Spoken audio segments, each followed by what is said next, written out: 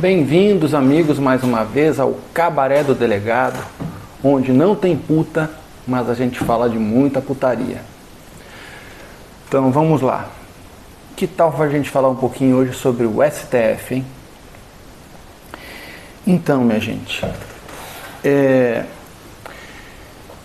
eu fico surpreso atualmente com a surpresa das pessoas em relação ao que está acontecendo lá no STF. Isso sempre foi, entendeu, o costume nos tribunais superiores. STJ e STF, os ministros sempre tiveram esse tipo de comportamento. O que mudou, minha gente, são duas coisas basicamente. Primeiro, não existia TV Justiça, né? A partir da TV Justiça, as manifestações dos ministros, manifestações antes do julgamento do processo, né, começaram a se tornar mais frequentes, mais públicas. E você sabe que todo exibicionista, né, toda pessoa com ego inflado, quando você coloca uma câmera na frente dela, ela começa a se comportar de um jeito diferente, né? Então ali as pessoas começaram a já perceber que havia um comportamento, no mínimo, antiético, né, de alguns ministros. Também com o surgimento, né, das redes sociais, né, com a melhora do serviço da internet e com a disseminação de canais independentes que tratam da notícia e que hoje suplantam em muito, né, as empresas jornalísticas, as TVs abertas. Tudo isso começou a mudar, né? O fato de que hoje todo mundo tem no seu bolso um celular com uma comunicação imediata com qualquer pessoa e capaz de gravar tudo que está à sua volta, isso também foi um elemento que começou a mudar muito a situação do que acontece, do que chega ao nosso conhecimento sobre o que acontece no STF. Vocês imaginem lá, em 2000, 95, anos 80, né, como que uma pessoa que está num restaurante e vê ali um ministro sentado na mesa com uma pessoa de passado duvidoso, como ele iria filmar isso? Como ele iria passar isso em tempo real, esse acontecimento, para as outras pessoas? Como que um piloto de um jatinho poderia registrar, né, os passageiros, né, que viajaram junto com aquele ministro? E como isso poderia muitas vezes ser compartilhado em tempo real com várias pessoas e isso se disseminar, né, assim, quase na velocidade da luz.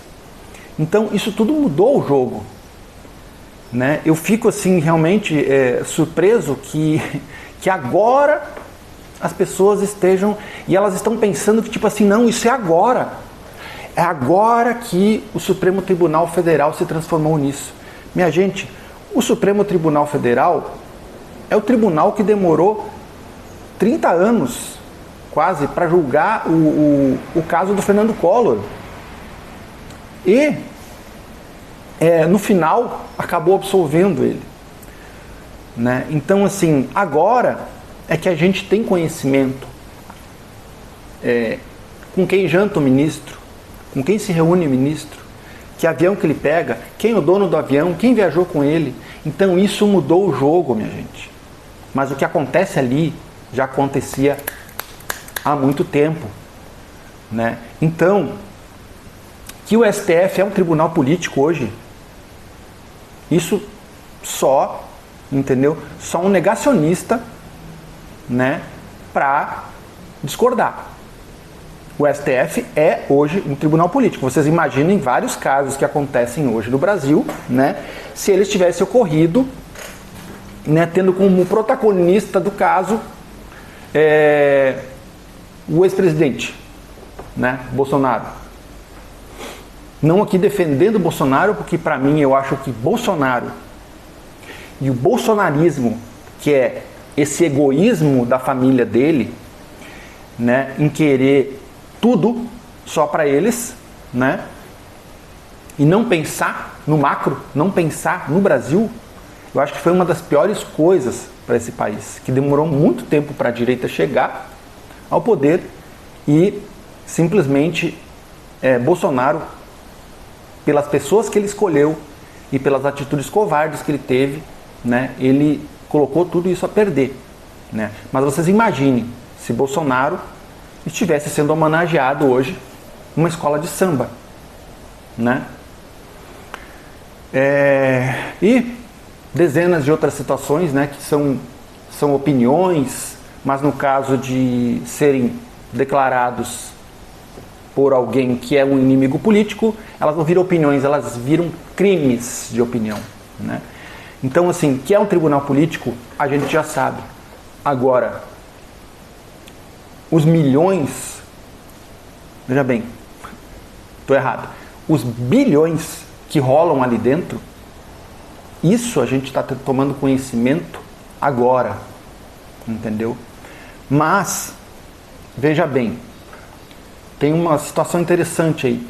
O caso por exemplo, o caso do resort, uma parte aqui. O caso do ministro Alexandre de Moraes, né? A esposa dele fechou um contrato de 230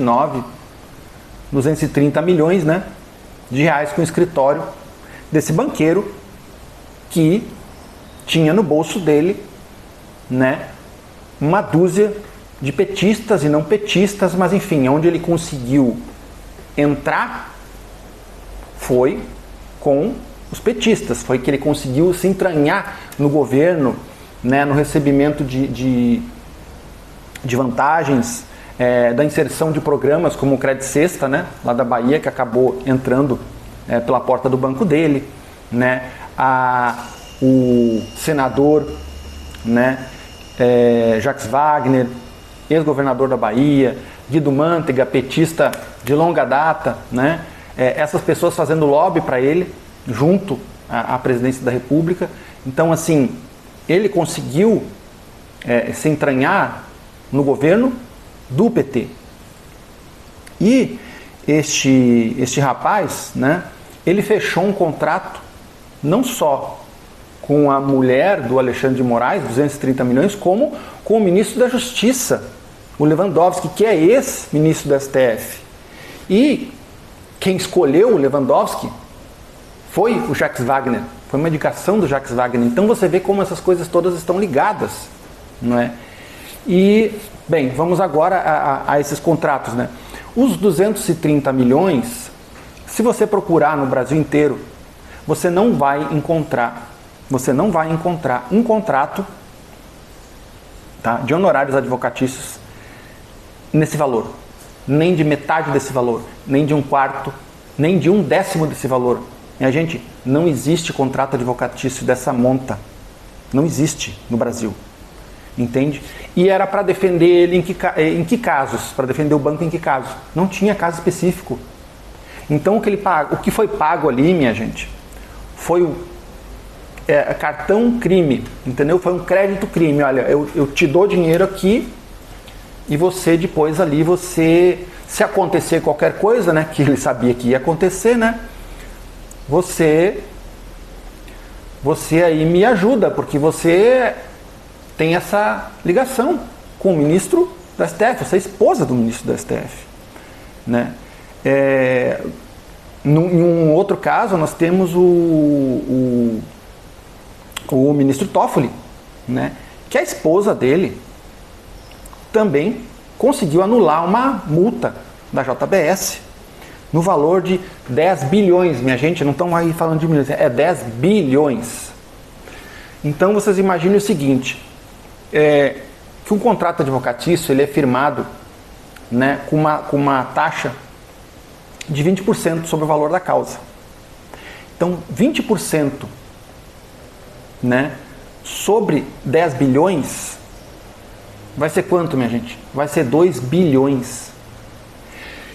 E digo mais, se o que foi vendido aí, vamos supor, seja não um contrato de defesa, que é o mais crível de ser, né?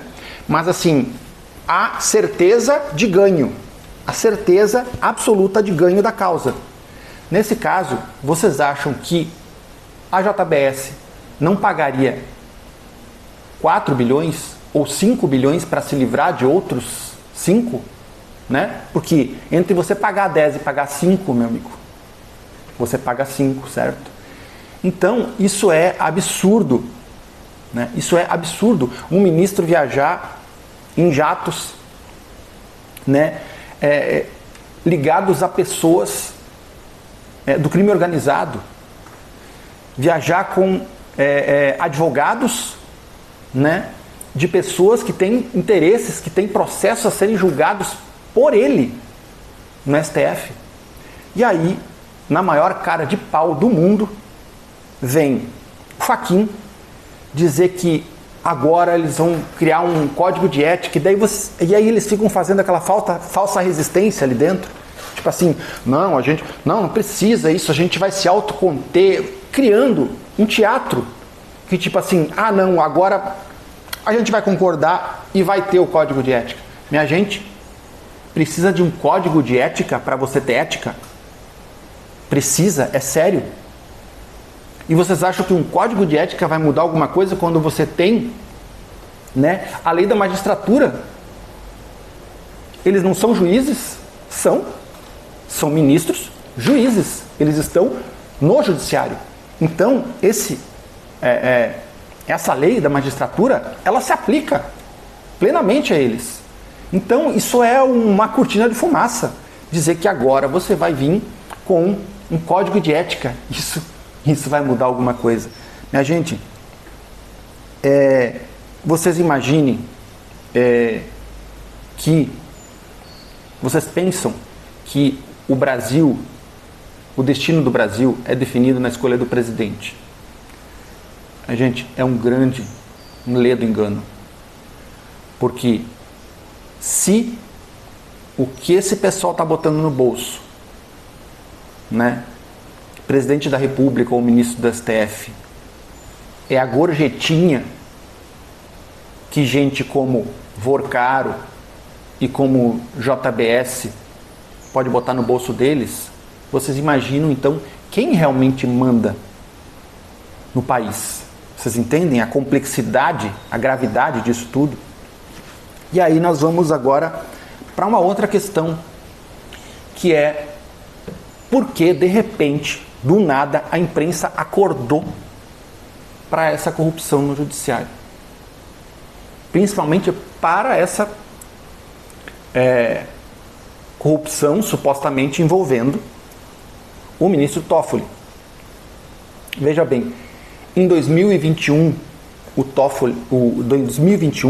o Resort Tayaya já estava nas páginas policiais. Ele já era objeto de investigação.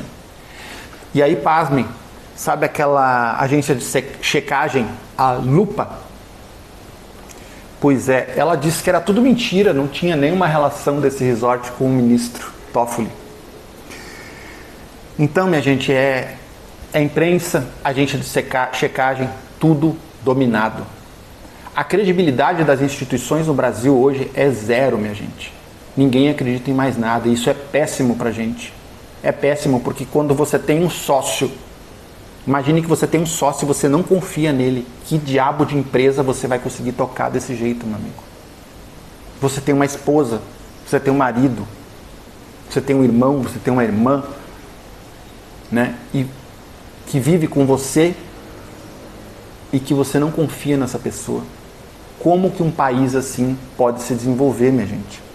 Mas voltando aqui, por que agora, só agora, veja bem que não é só o caso do Toffoli, o caso da dona Vivi, como dizia o Roberto Jefferson, né? Roberto Jefferson, 5 anos atrás, já falava do escritório da dona Vivi, a Viviane, esposa, né, do Alexandre de Moraes.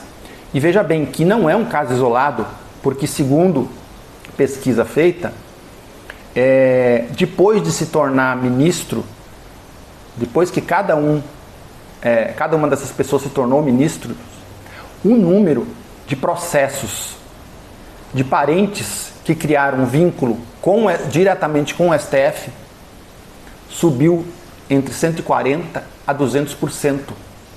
Tipo assim, em questão de 1 ou 2 anos. Vocês entendem a gravidade disso? Então, minha gente, isso é muito óbvio. Não é pelos 46 mil de ministros do STF. Porque, veja bem, hoje um juiz de primeira instância aqui, ele ganha 97, não me lembro agora exatamente qual é a porcentagem, mas é 90 e poucos % do que ganha o ministro do STF. É o limite dele. Vocês estão entendendo? Então, a diferença é muito pequena, minha gente.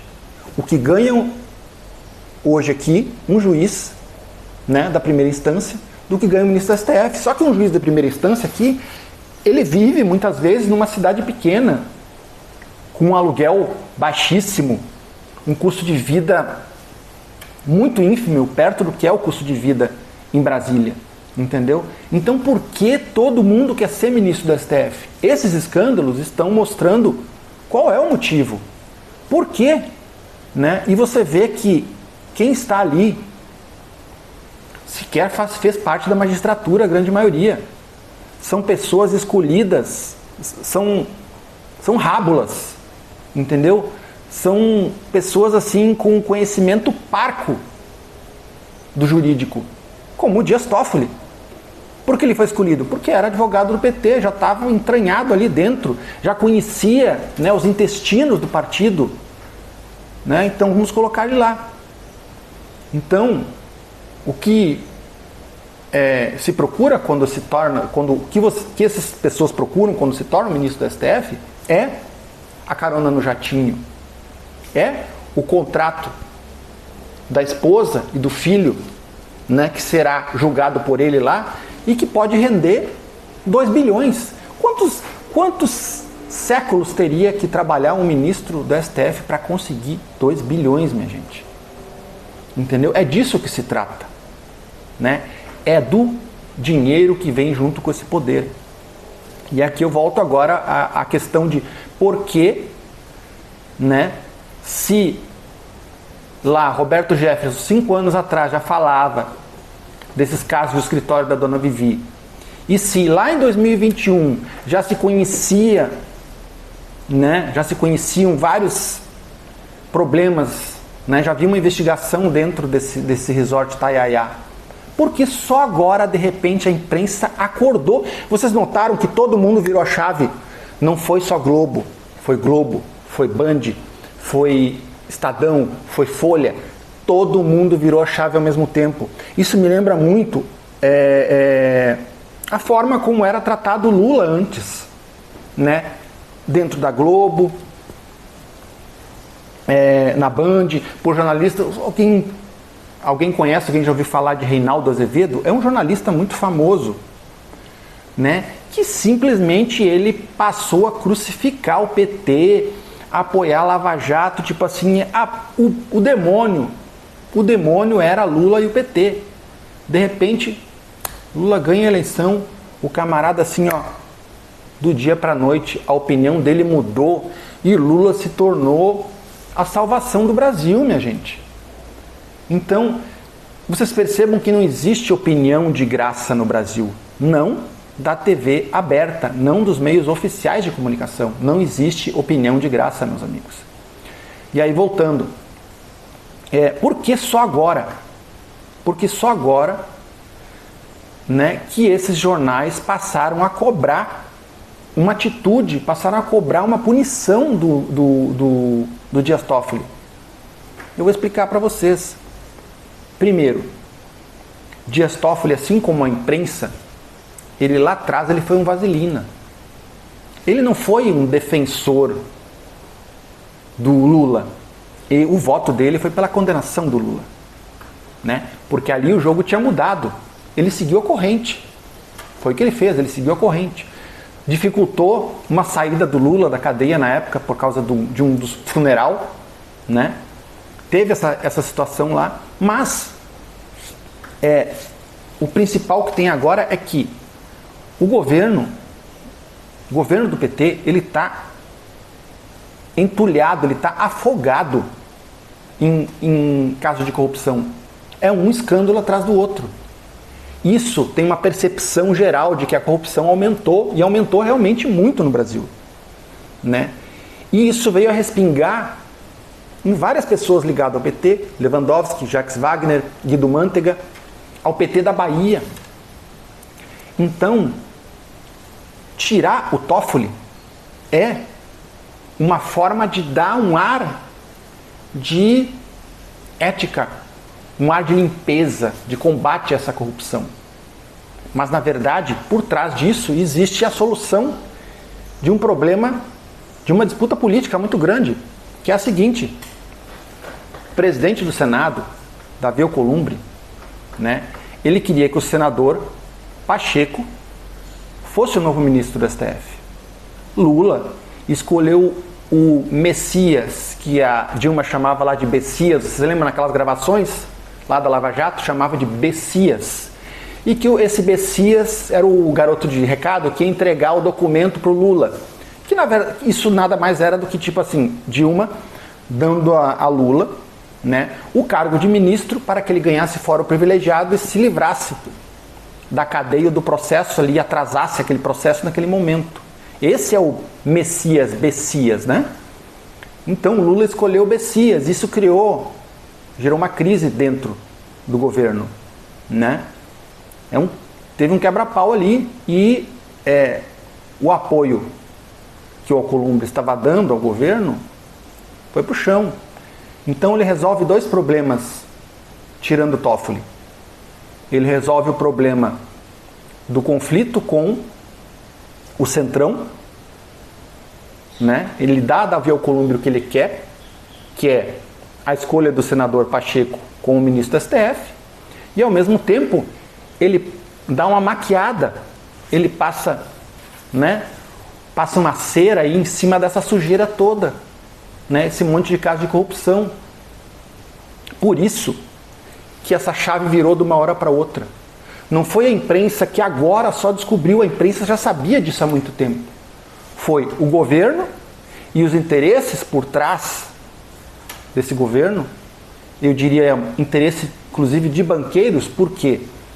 Porque essa crise do Banco Master, ela se assola sobre todas as outras instituições financeiras. Você imagina que as pessoas que deixaram de colocar o dinheiro debaixo do colchão para aplicar, né, colocar no banco, essas pessoas de repente elas, olha, esse banco caiu e ele levou outros 2 ou 3 bancos virtuais junto e mais aplicações, e será que é seguro deixar meu dinheiro no banco? Então tem essa questão. Então tem os interesses, né, do governo, que nesse caso eles coincidem com interesses, né, de grandes bancos, né, porque isso gerou uma descredibilidade muito grande do sistema financeiro. Então isso é para vocês entenderem que não é que agora descobriram esses casos de corrupção, falta de ética, né, e que de repente a imprensa descobriu. Não, a imprensa já era sabedora disso. Inclusive Toffoli foi o responsável por liberar uma pessoa da cadeia, uma pessoa que hoje está dando dicas de filmes e livros e de rolês pelo Rio de Janeiro. Sérgio Cabral. Sérgio Cabral foi condenado a 400 anos de cadeia, minha gente. Ele saiu pelo trabalho, graças ao trabalho do ministro Dias Toffoli, anulando tudo da Lava Jato.